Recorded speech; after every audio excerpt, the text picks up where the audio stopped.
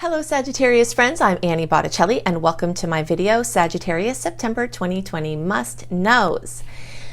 We have another big blessing of Leo movement this month. Leo planets are really friendly for Sagittarius placements. So in August, we had the Sun and Mercury kiss all of our Sag placements. I'm a Sag too. And now we've got a double yay because we have another whole month where a personal planet is kissing our placement. And this is Venus. Venus, ruler of love and beauty and money, is going to make a really special angle with our Sag placements. So you are going to feel this. Now, for those of my new friends who don't know who my grandmother Marge is, my grandmother Marge is one of my Italian relatives, and she epitomizes to me the energy, the positive motion of Venus, okay? Positive aspects of Venus. So I would see her, she'd pop a meatball in my mouth, she'd kiss me on the face, she'd tell me how beautiful and nice I am, she'd slip me some money, and then I'd go in her comfy house. That would always smell like food. Okay, so Venus rules comfort, and it rules sustenance, and it rules finances, and it rules love. And when we have that planet in a sign that's making the most harmonious angle in all of astrology to our placement, you are really going to feel that. So that's one thing to celebrate this month. And we do have quite a few things to celebrate this month. We also have a couple of things to watch out for. So I'm just going to give you all of it. The next thing we have to celebrate, and I talked about this at more length in August, is that Mars is going retrograde, okay? And Mars is moving for a very long time through the sign of Aries, which again is another fire sign. So from July through January of 2021, we have Mars in a sign that works for us, okay? So that increases the odds that the whole Mars retrograde cycle is going to be beneficial and good for us. We do have to watch out a little bit because any unresolved resentments or overloads to our liver and the energies it represents, like, well, it's anger really is what the liver is. But you'll notice that with Mars, anger and resentment can come up. So if you have something unresolved, you might notice that it gets triggered at this time so that you can heal it. And it's definitely a time to heal your liver, be good to your liver, because Mars is actually officially retrograde this month. We've been talking about it since July because that's when the pre-retrograde shadow transit started. The weeks before a transit begins, there's an orb of energy that flows and the manifestations start to make themselves apparent. So it's retrograde from September 9th through November 14th, but then there's quite a while on either end of those dates where the energy is still going. Okay, so Mars retrograde tends to see a decrease in ambitions. And for Sagittarius, again, this can be an amazing thing if you just let it. I always joke about Mars retrograde as being a time when Sagittarius can get a break from themselves, okay? We do need a break from ourselves sometimes because we're ever expanding and take on all these projects and say yes and so busy and then overwhelm ourselves and then get exhausted. And Mars retrograde can just be amazing for learning how to say no to things that you don't really want to do, first of all. Second of all, for just taking on less so that you can be in more flow. One of the favorite things of Sagittarius is to just be in your own flow. And you can really do this as long as you let it be okay if things are not working out that you're trying to do and you don't force them. Big thing to remember, big must know. Don't force anything. From now, when you're listening to this, even if you're listening to it early, from now until all year, if anything is not working, just stop doing it. And you will find you have much more joy and peace, and you can streamline your efforts because there are going to be a lot of money-making opportunities this month for many Sagittarius placements, and there are going to be many work expansion opportunities, okay? Because the planets are starting to move through Virgo, okay? So the Sun is going to move through Virgo, Mercury is still moving through Virgo. And although these planets make a challenging aspect for Sag, I'm not that worried about it for us because first of all, the Virgo placements are making 6 trines with the Cap placements. And the Cap placements in the sky right now are very much accentuating finances for Sagittarius, okay? Even those of us towards the end of the sign, I'm at the end of the sign with you, the energy of money and business has been a long-term theme that is continuing to develop and gets 6 kisses this month, not even including the Venus stuff that we talked about, okay? So there's just a lot of boosting towards your money and your finances being improved. And how I see the Virgo kind of difficult angle could be that you might have to do some things with your work that you don't want to do.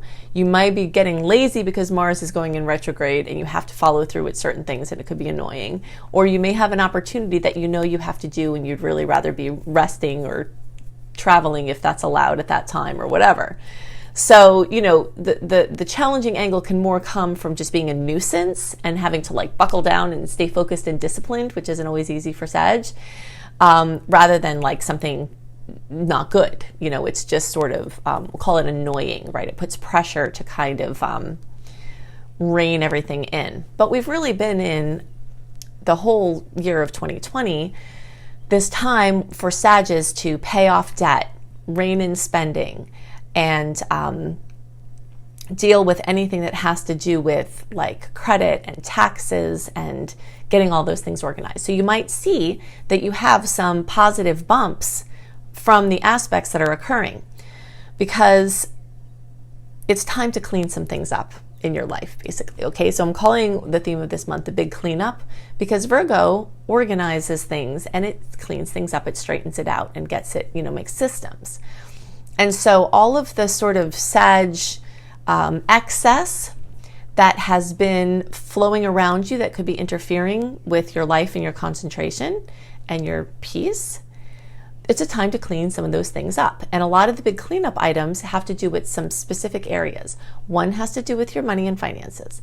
One has to do with your work and career and your place out in the world. And for those of you who are retired or who don't have to work, this energy can have to do with just your place out in the world, you know, your purpose, what you're doing, what you have to bring, your gifts, you know, leading a purpose-driven life, you know, that sort of energy. So there are some things to clean up in those areas. And for some of you, you might also have health things. Now, those of you more towards the end of the sign, so we'll say like December 11th through the rest of the sign, especially, or like 20 to 29 degrees, there is some extra focus there on cleaning up your health and your physical body and your, you know, managing stress and things like that. But all Sages could have work in those departments. There's just an extra focus on it for those of you towards the end of the sign. Okay, so let's see what else I wanted to talk about here. Oh yeah, something else important to note is that 4 out of 5 of the outer planets, meaning the ones further from us, are in Earth signs. So we've got Uranus in Taurus. We've got Jupiter, Pluto, and Saturn in Capricorn. So it's only Neptune that's in a water sign. All the other 4 are in an Earth sign. And those planets are there for a long time. So what that means is there's this general global trend to tend to material items, get your ducks in a row, and now kind of chisel down into this month. There's special focus on that for Sagittarius. Okay, so a couple of other points about Mars retrograde is just to kind of take the vacation, staycation, playcation attitude, even if you can't go away. Sagittarius get really whacked out when they can't travel. And, you know, with everything going on with COVID, a lot of Sagittarius are going very stir crazy. So theme, you know, like travel themed nights, evenings, or travel themed events, travel themed weekends, you know, getting foods from different countries or putting on different music from different countries. These types of things can help to atone the energies of not being able to go and experience these things right now. Although there is a window in September that could possibly let you slip out to do some things. It's very important to know, one of the most important must-knows for Sag is that Jupiter, our ruler, The ruler of benevolence and happiness and joy and optimism is going direct this month. And so things that sort of stalled out in May, including travel, including writing projects or publishing projects or anything having to do with your Saggy pursuits, your education, your drive for studies, things like that. Those things you might have seen stall out. Your interest might have waned more, or things might have been interfering with you doing these things. And as Jupiter goes direct this month, you might see opportunities come for those things. Okay, so some Sagittarius will actually be able to slip some travel in at this point. And it is a good time to do it in general because if it's allowable, right? Because the ruckuses that we've experienced with COVID and the systems breaking down and all of these changes going on in the world have been sourced from Jupiter and Pluto and Saturn colliding in the sign of Capricorn. And if you want to see more about this, a very in-depth look at, a detailed look at this, just search for Annie Botticelli coronavirus and you'll see my video that talks about how astrology explains the coronavirus and everything that's been going on. But a lot of it has to do with these outer planets connecting. And when Saturn and Jupiter were in retrograde, they went back over and made connections again the second time. If you've ever heard that saying, things come in threes, I believe this is astrological and people don't even realize it, because when an aspect occurs, that triggers an event. And then when that planet that created the aspect moves backwards, of course planets don't really move backwards, but to our perspective they do, so we call it going backwards. It crosses over it again. And then when it moves forwards, which is starting now, Jupiter and Saturn are going to start moving forward, they're going to make their final clashes with those outer planets in October, November, and December. So I'm personally laying low those months. And if you have any travel plans, I like September for them better. Like starting from the very end of August and all of September is actually more clear for travel. Because there are probably going to be some final booms that occur, and they're more likely to occur in October, November, and December. But you've got this nice period for this, okay? So it's fine to take projects on in Mars retrograde as long as they're casual and flexible. It's fine to take education on, anything that you want to commit to, as long as it's like go at your own pace and you can follow your flow and, it doesn't really matter if you get lazy or you lose focus. Those are the kind of things it's fine to take on. And like I said, I am expecting Mars retrograde in general to be better for Sagittarius than other signs because of the aspect that it's making for us. It can be quite wonderful. All right, so let's see what else I had on my mind here. Right. You might notice that when Jupiter was in retrograde, your personal enthusiasm and your personal optimism started to wane as well. So if those parts of your personality have been missing a little bit, that might have been because Jupiter was in retrograde, and you'll very likely feel that zest and that enthusiasm start to come back more when Jupiter is direct. September is magical in the way of this being this still point. As I mentioned, it's a time before the last booms, but it's also a time that just dances in between the hot spots of the eclipses for the year. Okay, so by September, we're out of the hot spot of the summer and the winter for you all down under, and we're not quite yet into the end, or the closer to the end of the year next eclipse hot spot. So it's like this little bubble that's dancing there in between. Okay, so this month we do have double the challenging aspects compared to the sweet ones, and this is a trend that started in August. This also happened in August. So you will feel that. There will be these kind of nuisance bumps and you will notice them. But I always see, because I'm a Sag and an optimist like you, right, these aspects as an invitation to change a viewpoint. A lot of the ways we experience something come from a view that we have. And if you use these ruckuses to initiate a change in how you see things, you can almost instantaneously have a different experience of challenges that occur. Okay, so that's going to be a long-term theme that you'll see coming up as well. Another reason for Sagittarius to celebrate is that we're ending the water festival. Planets moving through water signs are very, very hard for Sagittarius to deal with. So you will notice June, July, August, and right up to the beginning of September with the grand finale of the Pisces full moon we have in the first couple of days of September. It's been a water festival, and it's been drowning our fire, and it's been stressful and very overwhelming. So, good news for Sagittarius is that after that full moon in Pisces, we move more into earth, and we have fire and we have air, and those things flow better for us. Okay, so I'm excited about that. One note is that full moons tend to bring high emotion, so you might notice that at the beginning of the month. Full moons in water signs tend to bring even higher emotion, and they also tend to bring water where it should not be. Okay? So things like storms, flooding, pipes breaking, anything where water is a problem, it's more likely in this, end of August, beginning of September with this full moon energy. So if you're in a place where water could be an issue, just kind of keep it in your consciousness to prepare if you have to, do anything, and just have it on your radar. So, and that full moon will bring things involving fullness, fruition, completion, involving relatives, involving homes and housing, involving cars and vehicles and driving and transportation and mobility, and just major, like your communication patterns and communication with people. So you'll see a lot of emotion around those topics. Another piece of good news is that although there is one little bump of a nuisance aspect that is coinciding with this full moon, there are several more aspects that are flavoring this full moon that are super positive. So it increases the odds that even if there's a little sad bump, that there might be some happy tears.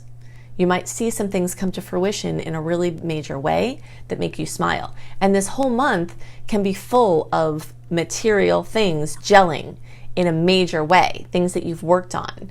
Like I mentioned before, paying off debt, securing a loan, buying a home. This is a really great time to do any of those things, selling a home, buying a home, or anything like that. Okay, let me see if there's anything else that I wanted to mention. Now, if you're a friend that likes the visuals of the charts that I usually use, I'm sorry that they're missing this month because I'm recording this in July and I have all these Sag planets. I have a lot going on and it does take me extra time to kind of splice in and do the edits for getting the charts to match with the video. So they're not going to be present in this month's video, but I hope to get back to them soon. So don't worry if you love those. I do intend for them to be back. I just, I have a lot going on and you probably have a lot going on too. And it's probably pretty emotional as it is for me. Okay, so let's see. Those are the things that are most on my mind. So wait, actually there was one more thing.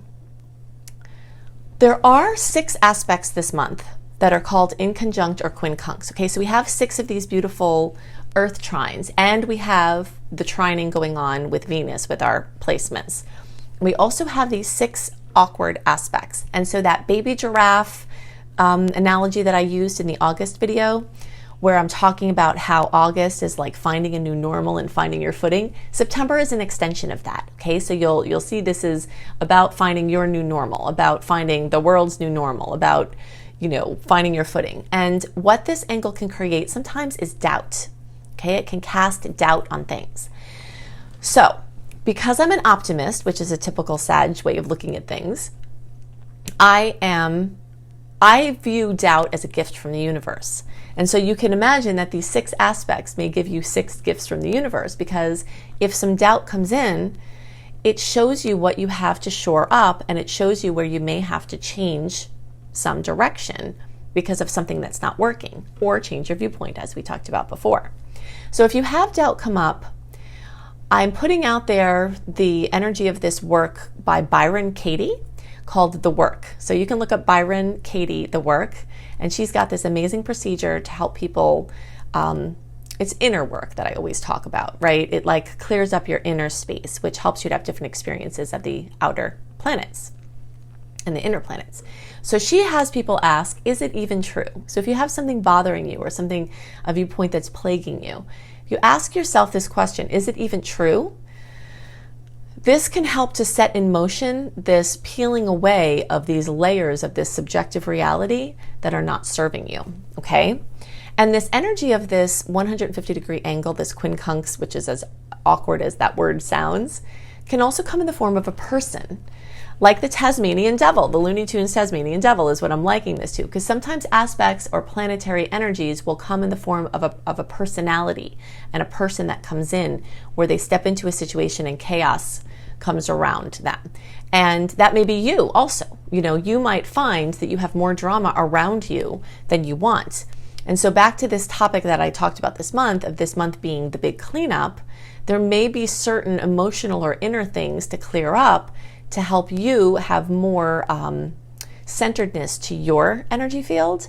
And if you have any Tasmanian, Taz energy around you that's like, whoa, chaotic, to help you to ground it in. Because it's a really good time for that. And that's going to set you up for even greater things in the future. And you're going to have lots of support and boosts for getting things on track and getting all your ducks in a row with the aspects that are occurring. Okay, so I highly recommend you read up on Mars retrograde and listen to my video on the topic, because Mars retrograde is going to be in effect from September 9th through November 14th, but it started before then because of the shadow period deepening, and it extends out until the beginning of January. So this is a very long transit, and you'll want to know what's up with it, because you will have a much easier time with it if you understand what to do and what not to do and what the whole point is. You basically don't want to force anything or make actions against anyone, nothing aggressive or, that is going against someone in a malicious way, because all of the things of like pushed force tend to boomerang in Mars retrograde. And there are more things that you need to understand in order to have the best time of it. So you can click under this video where it says more, and then it will reveal a lot of different links, or you can search for Annie Botticelli Mars retrograde. And you can read my blog and watch the video. And if you would like to have written horoscopes that are super simple, not as detailed as the videos, you can go to cozybysweetstarlight.com, which is also in the notes underneath this video, and you click on more. And I write written horoscopes 1 month early on that site, and it's a beautiful site. You'll see what I mean when you go there. It has beautiful, healthy lifestyle blogs and astrology kissed blogs that show you how to use astrology in a daily way. If you would like to have some free courses, you can go to my school, Luminous Life Multiversity, at lumelife.com, L-U-M-E life.com. You can check out my free courses, including Unleash Your Money Magnet, which used to be a paid course that I now have for free. And you can also see my paid courses, including Becoming a Professional Astrologer Mastery course. So if you resonate with how I teach and you want to learn, you can check that out, and it will give you everything that you need to be a professional astrologer, either as all or part of an offering or just for your own self-development. You also can get a write-up of the month ahead, and the September write-up is very long and detailed because it's a very complex month. You get a write-up of the month ahead delivered into your inbox 1 month early when you sign up for my free email newsletter at anniehelpsyou.com. And you also get access to my free 28-day virtual coaching program when you sign up for my free email newsletter. So I hope you have a wonderful month, and I'll see you next month. Bye.